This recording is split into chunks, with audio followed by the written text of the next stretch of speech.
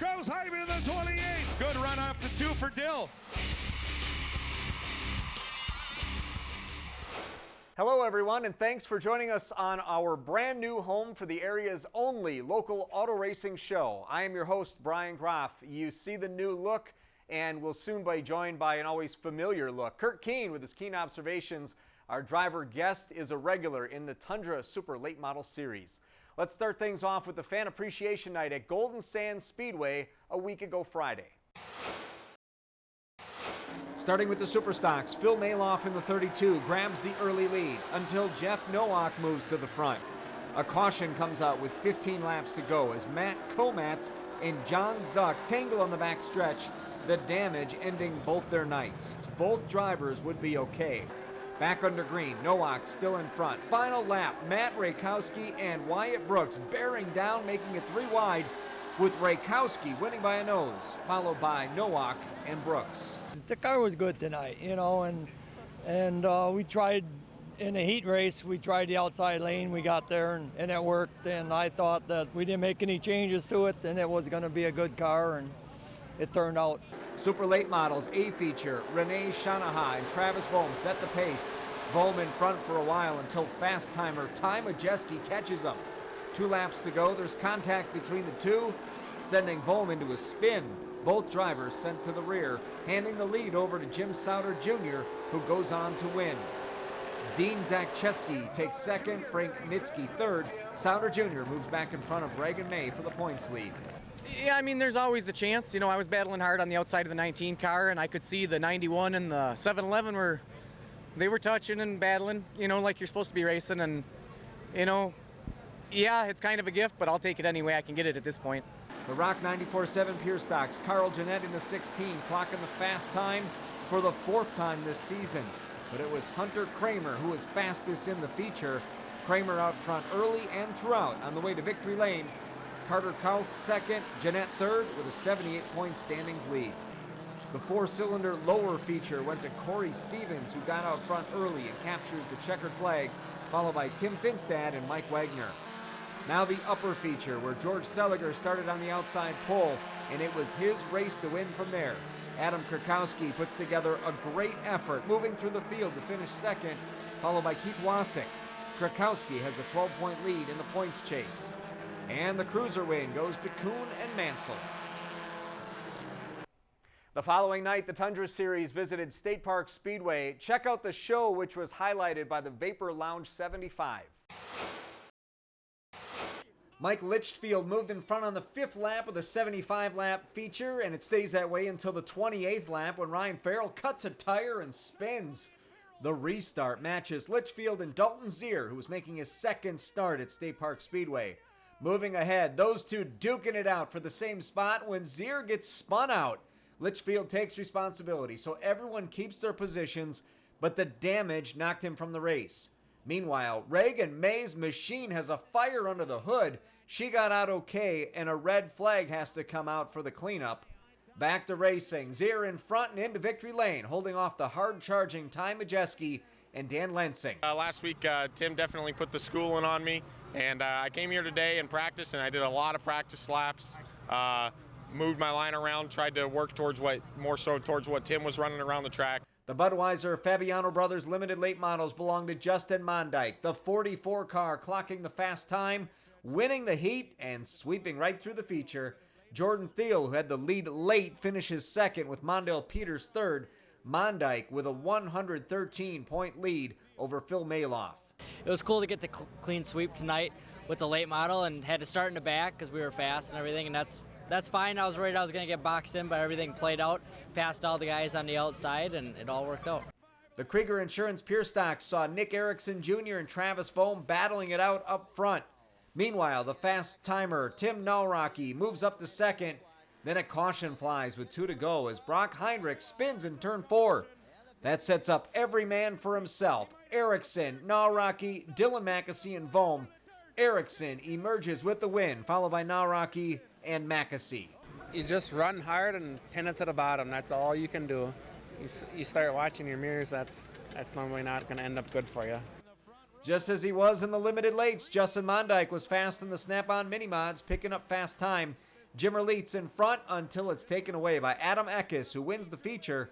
Next across the line were Mike Heidman and Maloff, who holds a 60-point standings lead. You know, we got really lucky tonight, and I don't know, yeah. I guess Adam is the name that's been winning here, and it feels good to finally be back in victory lane at State Park. 6 laps into the Motors Service and Supply Mini Stocks feature, Rob Ruck loses a back tire, makes hard contact with the wall. Still under caution, Jason Hopinka's car starts smoking. Yet he continues around the track, eventually stopping, and he gets out, so the fire can be put out.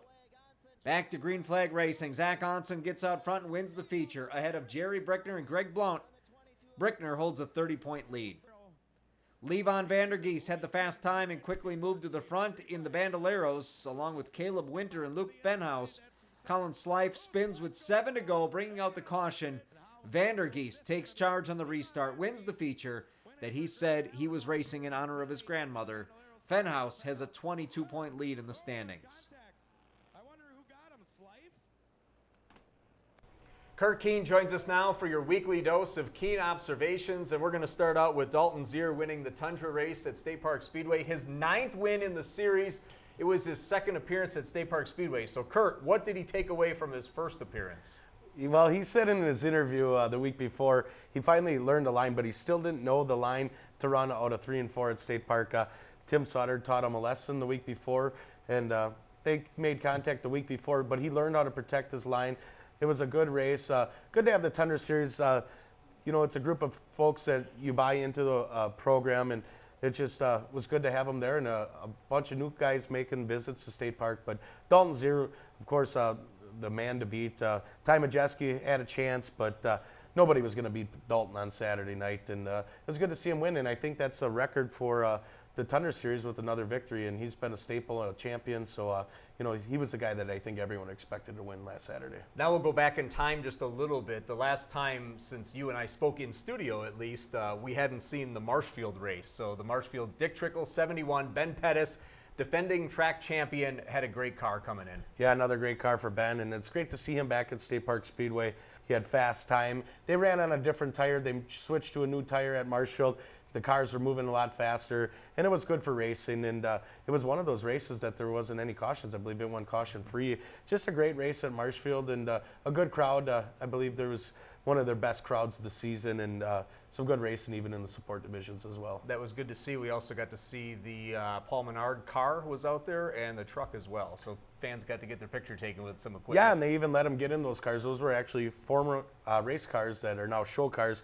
Again, good to see those out there, and trying to make it a bigger event every year, just trying more and more. It was a special night, points night. For the super late models, it was a special, so there's a couple drivers that didn't know that, which is unfortunate, but the guys that were there, I got to give a lot of support for, you know, hanging into the racetrack and doing it for the reason of Dick Trickle. Sometimes people get caught in points, and sometimes, you know, people's feelings get upset, but that's racing, and that's going to happen.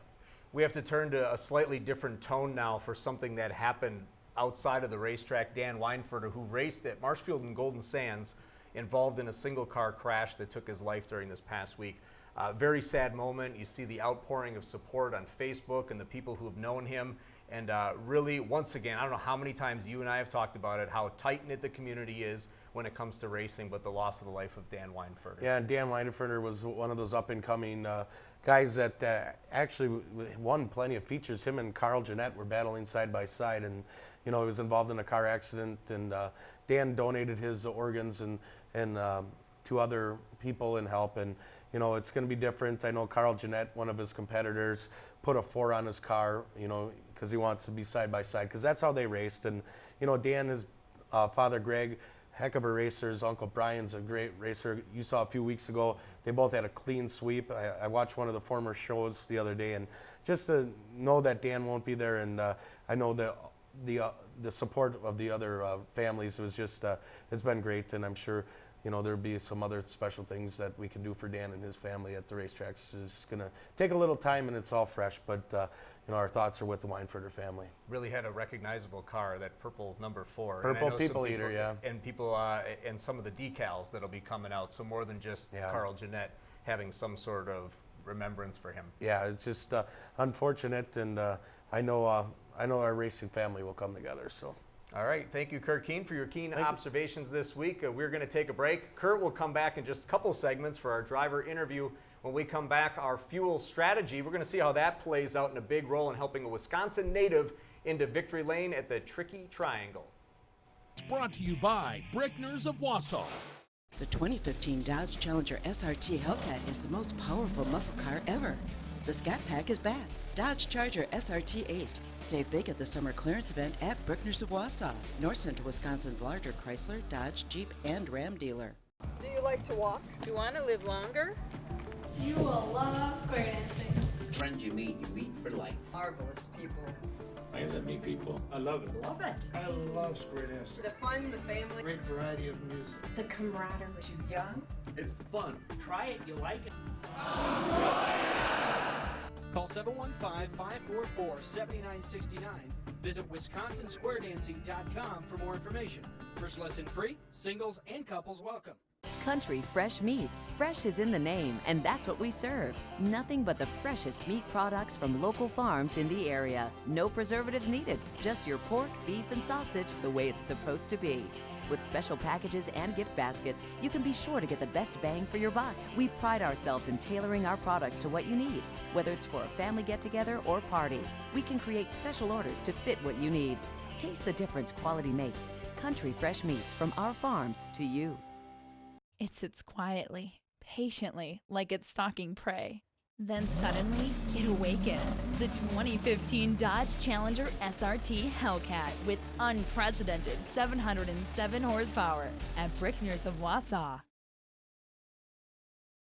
Welcome back to FastTrax. I'm Bryon Graff. NASCAR drivers felt their visit to the Tricky Triangle in Pocono was like taking a step back in time. The finish came down to fuel strategy and clear green flag running for the last 63 laps. Kyle Busch looking to continue his hot streak and win his 4th race in a row. Lap 5, look at the back of your screen. Casey Kane spinning, come off of turn 3 into the pit road. He makes heavy contact with the wall, hit it so hard, part of the car embedded in the wall, raced red flag so they could get that all fixed. Kane taking last place, go figure. Lap 58, Brad Keselowski, wow, into the pits too hard. Actually hits a couple crew members. You can see Braxton Brannon and Jeremy Ogles there. They were okay. Keselowski amazingly taking 2nd. This one down to fuel mileage, like I said. Joey Logano with 3 to go. All of a sudden, he's out of gas. You can see him wiggle there, and that gave the lead to Busch, looking for 4 wins in a row. He turns it over, running out of gas, and the lead goes to Matt Kenseth, winning the race. How about that fuel strategy? I checked 2 things off the list. I won at Pocono, I didn't think it ever happened, and I won a fuel mileage race, I didn't think it ever happened. So there's been a few through the years that I thought we had it all figured out, and it was, we were the only one who was going to make it and all that stuff, and you'd catch an untimely caution. And there's been some other ones where you're, kind of dominating the race, and you're out there, and you run out of gas, and somebody back mid-pack had enough gas to make it and lost several like that. So feels good to get one like that. We had a fast car, and we were able to get the fuel mileage good enough, to get the win. The man from Cambridge, your winner, followed by, as I said, Keselowski. Jeff Gordon up there. Big improvement from the week before. Dale Earnhardt Jr. and Greg Biffle following, and you see the rest of the names rounding out the top 10. Paul Menard finishing just outside that group with an 11th place showing. Time for another FastTrax break. When we come back, we will be joined by the 2014 Tundra Series Rookie of the Year, who makes regular appearances in Victory Lane. Stick around, everyone. Brought to you by Flipside Graphics. Welcome back to FastTrax with Bryon Graff and Curt Keene joining us again. And this week we welcome the 2014 Tundra Series Rookie of the Year, and she has 6 overall feature wins this year. Reagan May, thanks so much for joining us. Yeah, definitely. Thank you guys for having me. That is a fantastic year to have 6 wins. Wow. Yeah, it's been a big year, up and down a lot, but you can't really complain when you got 6 wins, and I think we're at 6 heat wins as well. From all over, from down from West Virginia to Sault Ste. Marie area up in the UP, so it's been a lot of fun. You're not from this area, but you drive quite a bit in this area, and as you just mentioned, you really drive at a lot of different tracks. Yeah, I've always viewed that to become the best racer you can, you got to run at a lot of different tracks with a lot of different competition, because you get those guys that are out there and they're really good at one track, but you can't go outside of your circle. So I've always viewed to get experience at as many trucks as I can, and that's how I'll get better as a driver. And you've done a lot of racing at Golden Sands. You won one of the features this year, a close second with Natalie Decker. I mean, it's been a good year up until last week at Golden Sands. You're right up there in the points, but that's kind of how racing goes up and down. But you know, and even your car starting on fire at State Park. But other than that, the season's been really great. Yeah, well, minor mishap there, but yeah, hopefully that's the last time I ever hear "Get out, you're on fire." But I mean, we had a good car before that. I think we had a solid top 2 car.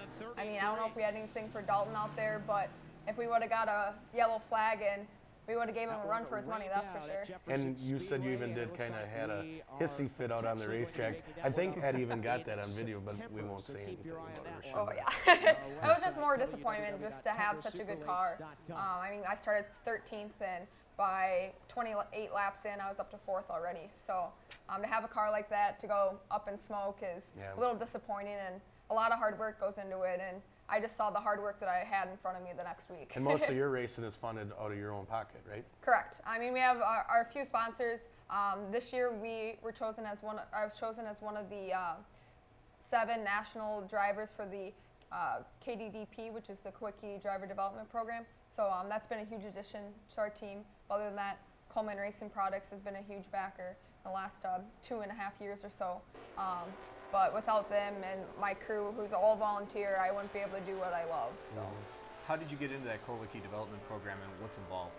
So the goal of the KDDP is to help grassroots racers like Alan, and a big factor into that was mechanical engineering. I go to school at Michigan Technological University for mechanical engineering, and so I think 6 or I think might have all 7 were all engineering students or working in the engineering field. And the whole goal of the program is to help those drivers, but also to keep Alan's memory and legacy alive.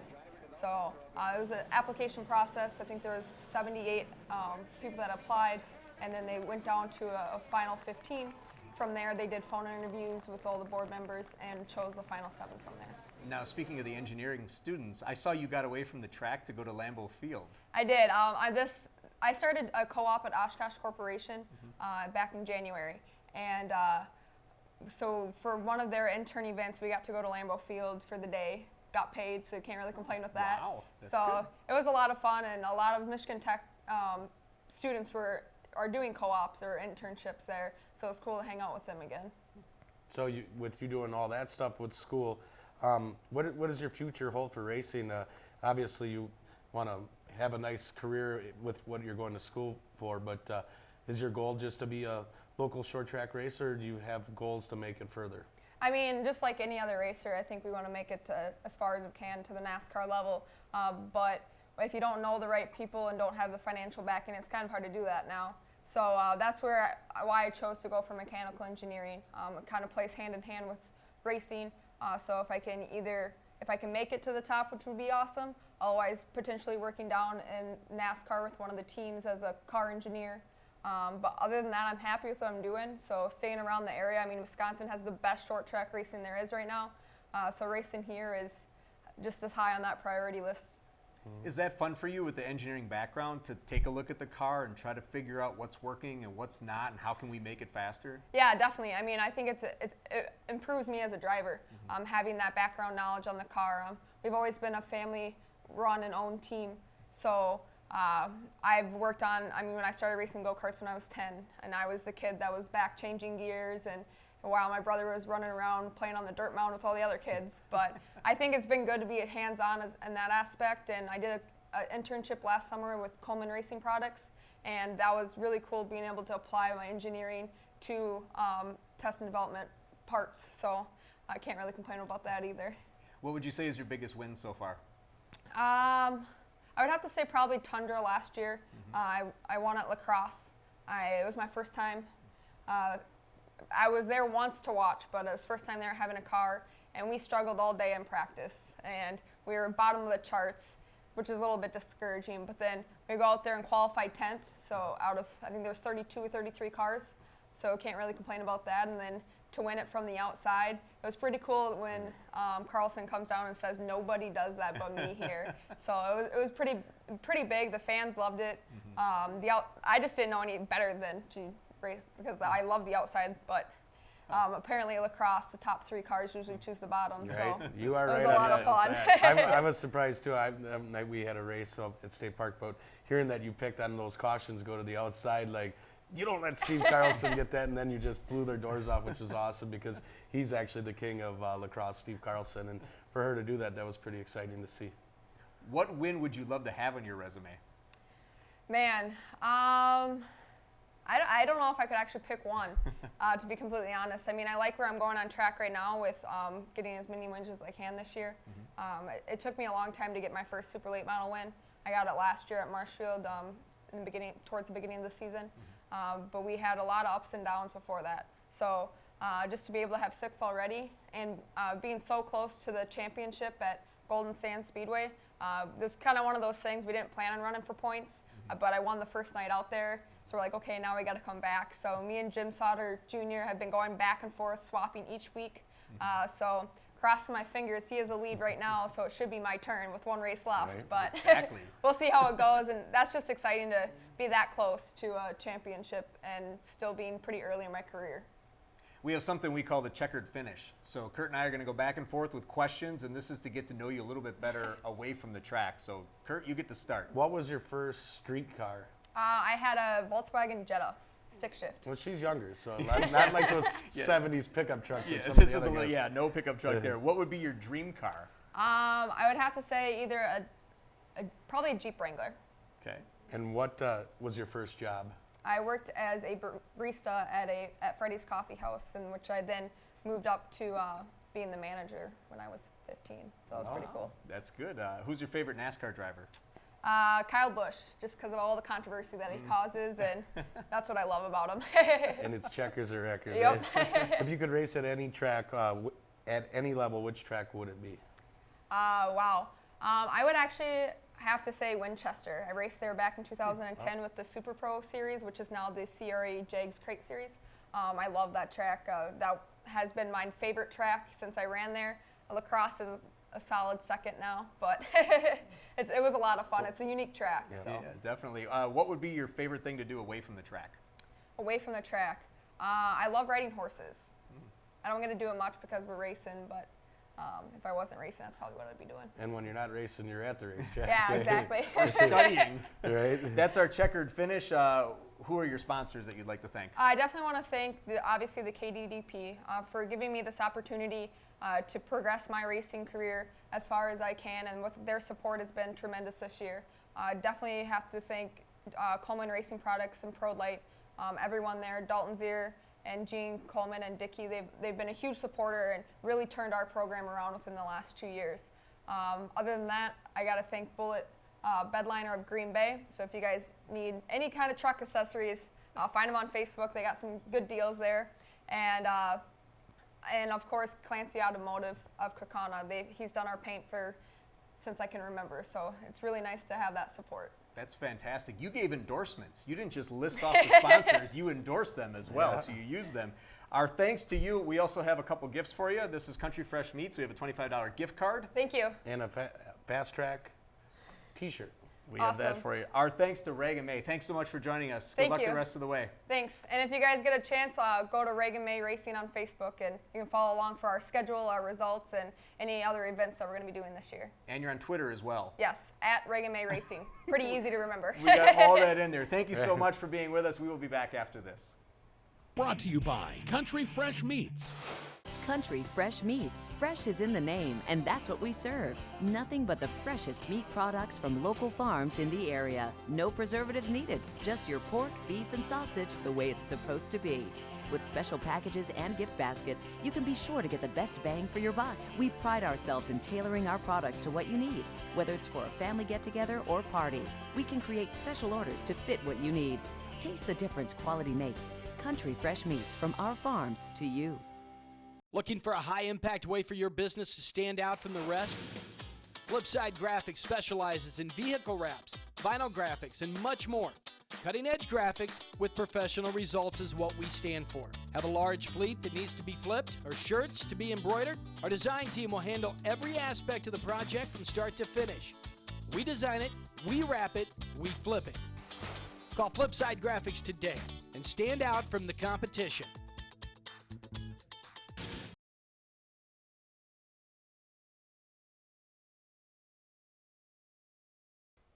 That's all the time we have for FastTrax. We're so glad you found us on our new home, and our thanks go out to everyone on the crew, including Curt Keene and our driver guest, Reagan May. And as always, a huge thank you to our sponsors, Brickners of Wausau, Flipside Graphics, and Country Fresh Meats. That's all for this week. We will see you at the track.